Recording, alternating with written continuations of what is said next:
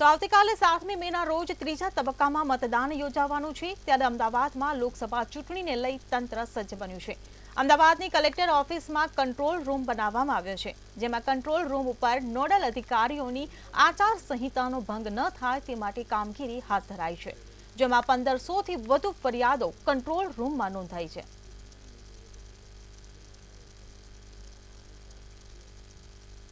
मतदान માટે ગણતરીના કલાકો બાકી રહી ચૂક્યા છે, ત્યારે કહી શકાય ચૂંટણી પંચ દ્વારા ચૂંટણી અધિકારીઓ દ્વારા જે છે તે સંપૂર્ણ તૈયારી થઈ ચૂકી છે। આપણે દ્રશ્યો બતાવીશું કે જે રીતે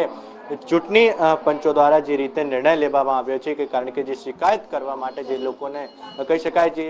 ફરિયાદ કરવા માટે કંટ્રોલ રૂમ ઊભો કરવામાં આવ્યો છે। કંટ્રોલ રૂમની આપણે વાત કરીએ તો કંટ્રોલ રૂમ 24 કલાક જે છે કાર્યરત રહેશે અને સાથે કહી શકાય કોઈ પણ સમસ્યા હોય તે ડાયરેક્ટ જે છે કંટ્રોલ રૂમમાં તમે ફરિયાદ કરશો તે ફરિયાદ નોડલ અધિકારી સુધી પહોંચશે અને નોડલ અધિકારી જે છે તે ચૂંટણી પંચને નોટ કરશે અને સાથે કહી શકાય અમદાવાદ જિલ્લા માટે આ ખાસ તौर पे જે ઊભા કરવામાં આવે છે, સાથે કહી શકાય તમામ જે લોકો છે તે સતત 24 કલાક આને ઉપર નજર રાખશે અને સાથે કહી શકાય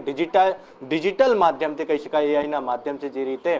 તમામ પ્રકારની જે વ્યવસ્થા કરવામાં આવી છે અને સાથે જે લોકો જે ફરિયાદ કરતી ક્યાંથી ફરિયાદ કરશે એ તમામ પ્રકારની ટ્રેકિંગની સુવિધા પણ ત્યાં જે કહી શકાય બતાવવામાં આવી છે અને સાથે અહીંયાથી ટ્રેક કરીને કોને ફરિયાદ કરી હતી, કયા ગામથી ફરિયાદ આવી છે,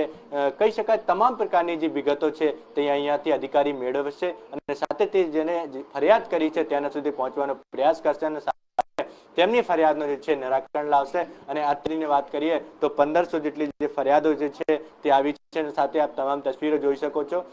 જે ડિજિટલ માધ્યમથી અલગ અલગ જગ્યાઓથી વળગતો હોય કે આમાં કહી શકાય કે અલગ અલગ જગ્યાઓથી જે છે ફરિયાદો આવી છે। કહી શકાય જે રીતે એપના માધ્યમથી તમે ફરિયાદ કરશો તો પણ તે અહીંયાથી શો કરશે। કહી શકાય કે જે રીતે